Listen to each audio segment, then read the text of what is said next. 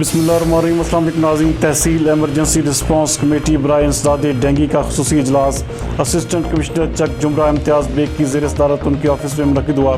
BBC news net work کے نمائندہ خصوصی زاہد نفیس کے مطابق اجلاس میں تحصیل بھر میں انسداد ڈینگی اقدامات پر عمل درآمد کا جائزہ لیا گیا۔